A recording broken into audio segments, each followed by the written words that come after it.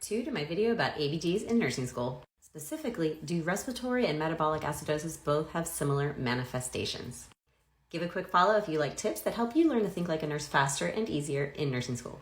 In order to really understand and retain the symptoms that you see in respiratory and metabolic acidosis, you first need to know some foundational information.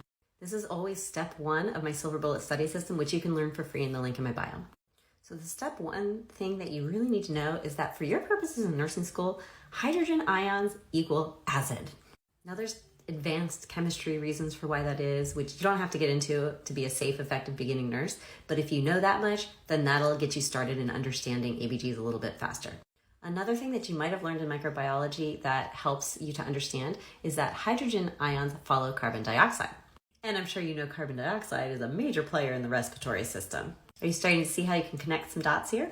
If you're retaining carbon dioxide, not able to exhale it, you're also going to be retaining hydrogen ions, which means your body is getting more acidic. This would be one of the causes of respiratory acidosis. So basically, any disease process or condition that would cause that to happen could be a cause of respiratory acidosis as well. Now, one of the body's really cool mechanisms for maintaining homeostasis has to do with the cell transport system, basically moving things across the permeable cell membranes. So anytime there's too many hydrogen ions available in the blood, then the body's going to kick into action. So excess hydrogen cells will be moved into cells, but they have to trade something in order to do that. And what gets traded out is potassium. So hydrogen goes in, potassium comes out of the cells.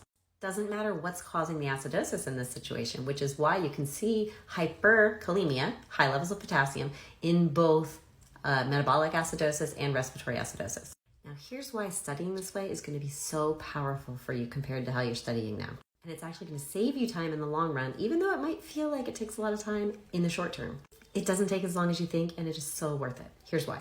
Because the opposite is going to happen in alkalosis conditions. When the body notices that there's not enough acid in the blood, it's going to say, okay, we need to pull some of these hydrogen ions out of the cells now, because there's always both in the cell. It's just on different ratios, right? Different balances.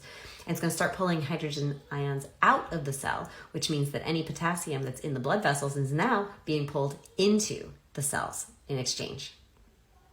And that leads to hypokalemia now for the alkalosis disorders. And it's interesting to note that these potassium imbalances are not even directly tied to having acidosis or alkalosis.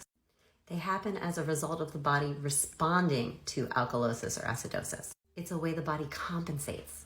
That's why it's so hard to simply go into this and try to memorize all the symptoms, because it's more like a waterfall of things that the body does to compensate.